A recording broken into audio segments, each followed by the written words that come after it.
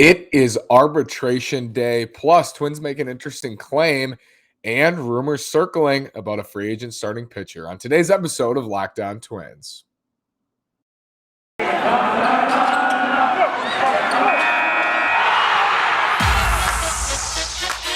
You are Locked On Twins, your daily Minnesota Twins podcast, part of the Locked On Podcast Network, your team every day.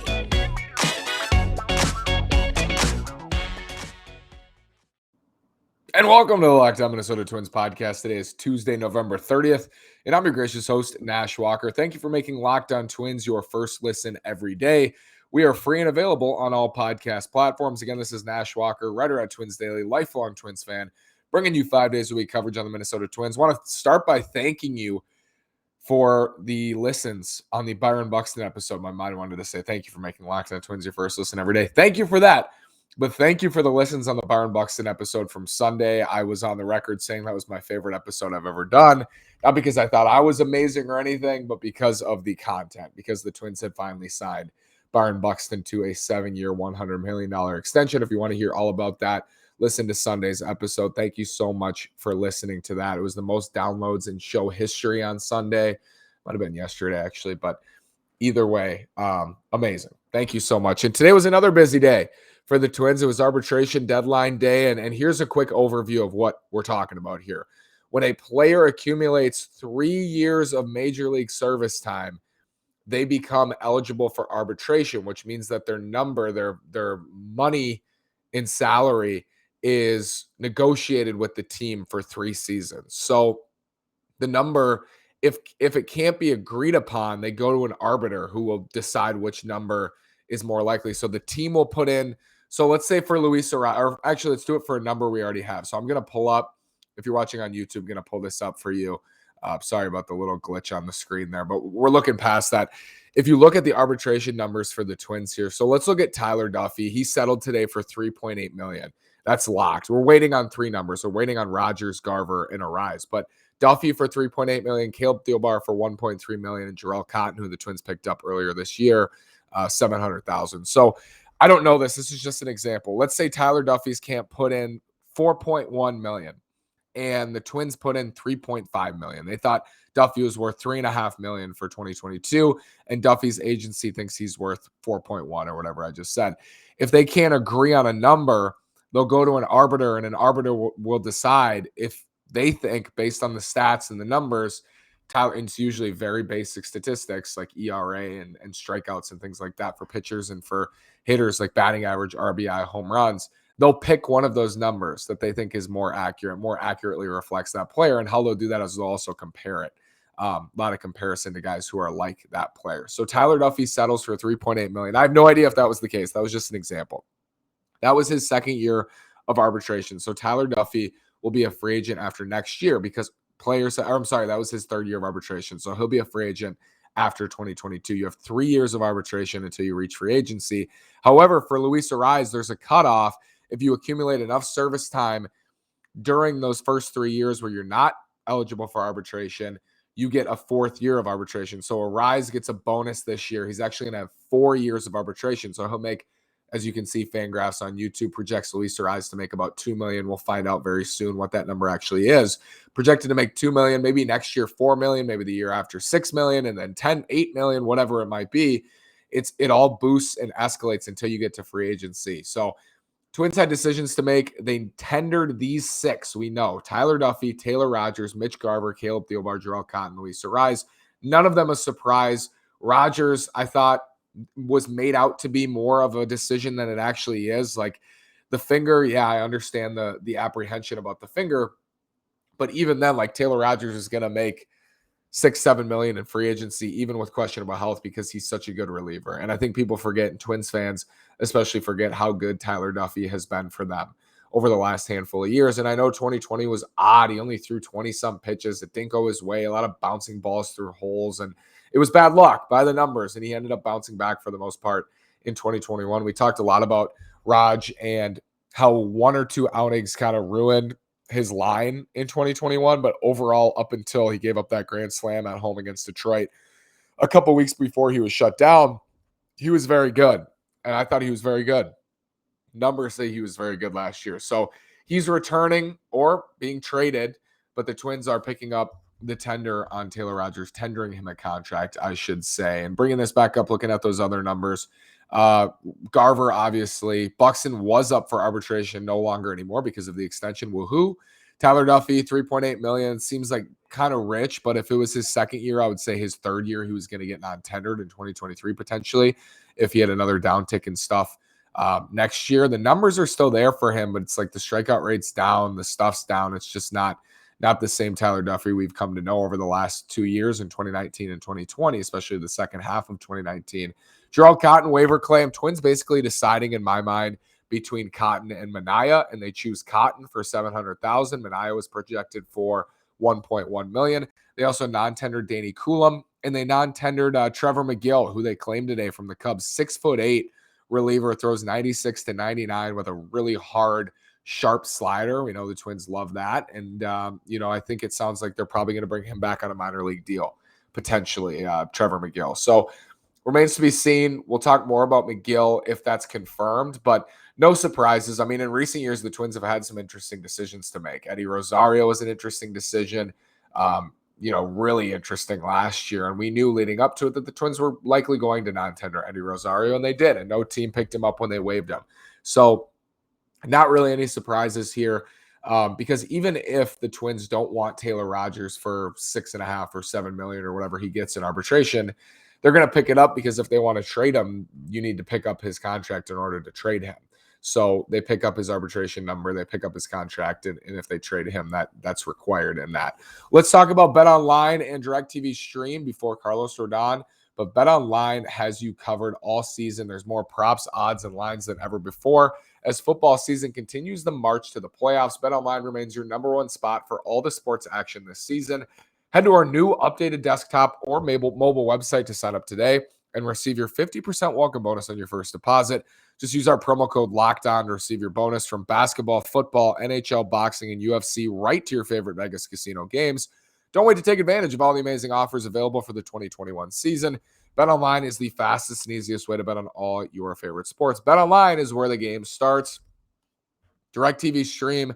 My family uses it. It's amazing. Does this sound familiar? You've got one device that lets you catch the game live, another that lets you stream your favorite shows. You're watching sports highlights on your phone, and you've got your neighbor's best friends log in for the good stuff.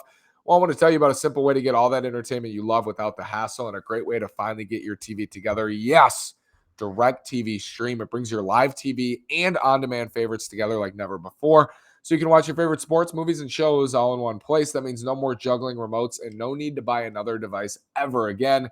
And the best part, there's no annual contract. So get rid of the clutter and the confusion and get your TV together with DirecTV Stream.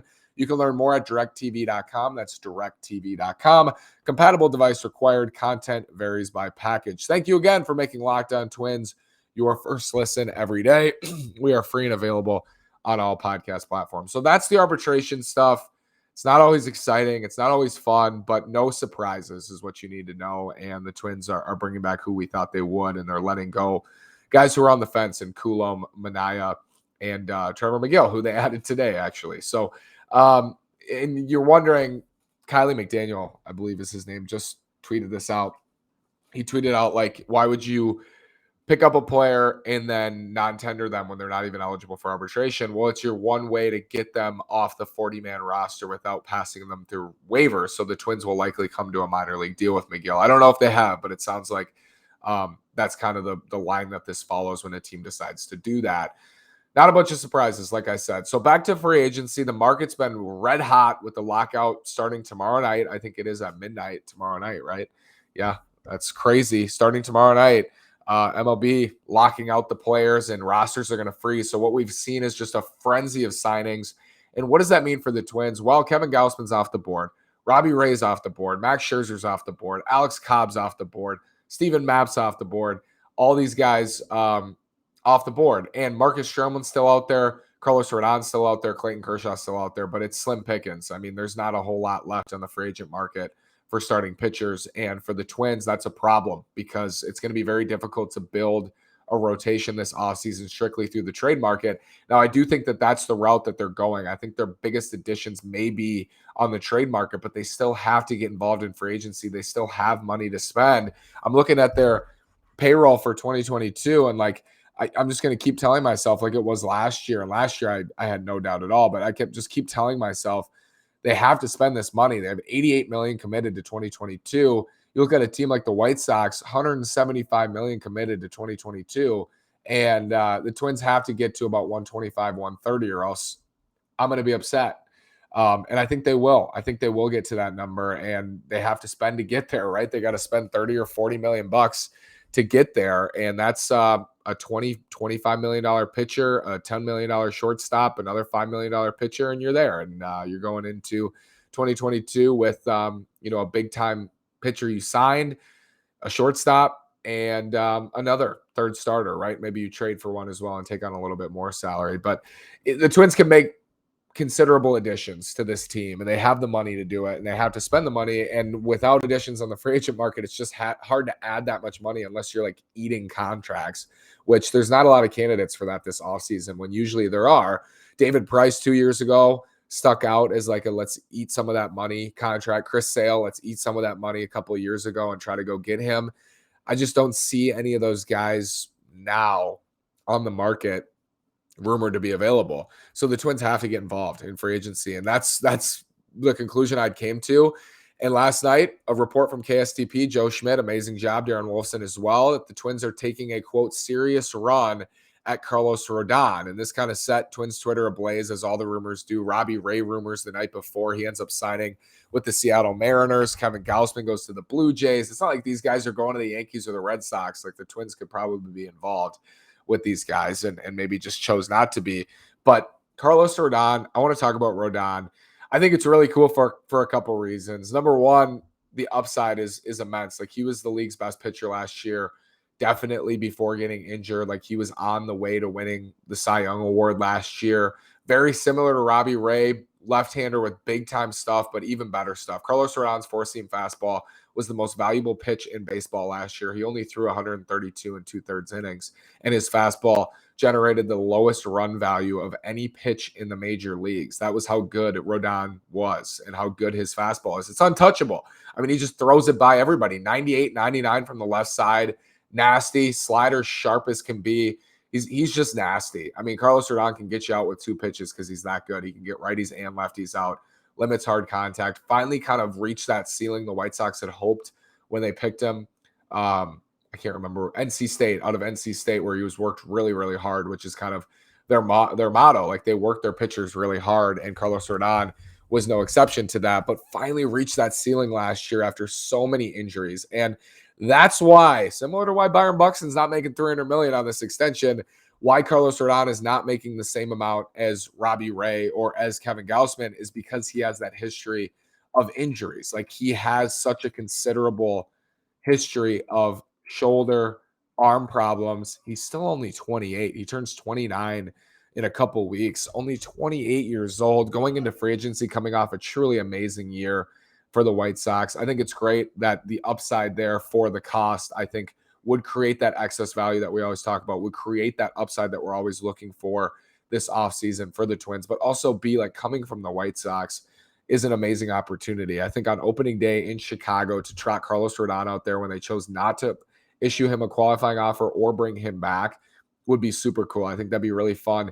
And then this is just a chance to add a true ace to your staff for not ace money because of the injuries. It gives them that opportunity. And this is a chance they've taken before. So it doesn't surprise me that they're involved on Carlos Rodon, the Twins, because they don't value, rightly or wrongly, injury history as much as some other teams do. And that's a reason why they got Josh Donaldson. That's a reason why they got to extend Byron Buxton. That's a reason why they probably are in the Carlos Rodon sweepstakes, because of the injury history. A lot of teams just look at guys like that and they say, oof, we don't want that history. We don't want to deal with the injuries. Like, the best ability is availability. And there's some truth to that, because if you're not available, you don't provide any value at all to the team.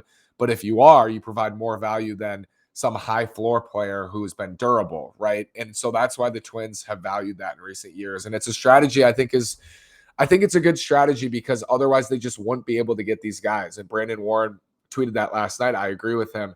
They just wouldn't be, they're just not going to sign an ace level starting pitcher.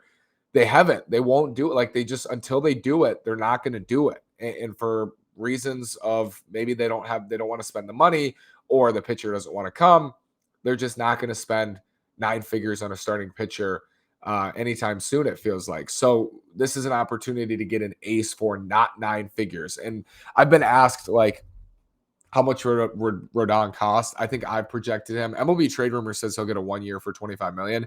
I heard rumblings that Scott Boras, or I've read that Scott Boras will probably not settle for a 1 year deal with Rodon. He's represented by the Boras Corp. So I think he'll get a 3 year, like $50 million deal, I think is what Carlos Ródon would be looking at. So whatever that is, so it is 16 and a half or 17 a year. I think is about right for him for 3 years. I think that's a good middle ground for the Twins because high average annual value for 1 year, like 1 year, 25 million is not super desirable to me because they have other holes to fill. And that money would be taken up a lot by Rodon, and you still don't know about his injuries, right? That money would still be tied to him. And if he gets hurt, like you're not going to be able to make many other great additions around him with the payroll restraints. So I think this is a good middle ground. Also, a long-term deal, like a 5-year deal, is obviously very scary for Carlos Rodon, and I don't think he'll get it. So I think a 3-year, $50 million deal is striking right in the middle. I think that's the type of deal he's looking at this offseason, and I think he does provide that immense upside. You look at the numbers last year. I said 132 and 2/3, 2.37 ERA, strikeout rate just ridiculous, 35% strikeout rate. Rodon was just amazing. I mean, 6.2 hits per 9, 5 strikeout to walk ratio, over 5. I mean, just insane. I mean, how good he was last year on a per inning basis. And he ran out of gas. And I predicted he would because he does have a really long track record of injuries. He doesn't have a long track record of a bunch of innings. And so when he was going out there for 5, 6, 7 innings every 5th day, it was like, okay, like they're going to have to dial him back. So that's another part of this. I think if the Twins were to sign Rodon, there would need to be some maintenance, much like there was with Michael Pineda, right? You can only count on him if he's healthy for probably 130 to 150 innings before you start to see those velocity dips. You start to see him kind of wear down.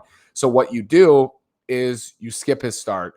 You have a 6-man rotation for a couple weeks, whenever. Like you find as many opportunities as possible to get him extra days, to get him extra turns off, to get him to that 130 to 150 mark, but also have him fresh and effective at the end of the year. Because if you're signing high upside players, they give you the best chance to actually be competitive next year, because the Twins have so much work to do in the rotation. It's only going to be guys like Carlos Rodon, the excess value guys, that are going to allow them to find that in their rotation, if that makes sense. Like the only way they're going to be able to put together a good enough rotation with the payroll restraints, with who's left, is by acquiring Carlos Rodon, hoping he stays healthy. And if he does, he's at the top of your rotation. He's unequivocally your opening day starter. He's an ace. And what a pickup for $16 million a year, or whatever he would be for 3 years. And then he's kind of set in your rotation for the next couple of years. And you can add him with Jordan Balazovic, with Yohan Duran, with Cole Sands. And if he's able to stay healthy, like that could be one of the best deals, not only of this free agent period, but of like the last 5 free agent periods, to go out and get Rodon for what his contract is projected to be. I think is an amazing opportunity. You can also add in those incentives. Like if he reaches 20, 25, 30 starts, you add in a bunch more million, and the Twins again would be happy to pay that, like they would be with Buxton. But this is the only way back. Like this is the only way. When you look at 2021, the Twins had their, I would say, 10th percentile outcome. You're looking for a 90th percentile outcome in 2022. Let's raise their 90th percentile as high as can be. Let's add that 90th percentile by adding players who have high upside. That's the only way it's going to get done. Thank you for making Locked On Twins your first listen every day. Now make your second listen Locked On Bets, your daily one-stop shop for all your gambling needs. Locked On Bets, hosted by your boy Q, with expert analysis and insight from Lee Sterling. It's free and available on all podcast platforms. Thank you again for listening. Follow me on Twitter at NashWalker9. Follow the show at Locked On Twins. Let me know what you think in the comments on YouTube. Thank you so much.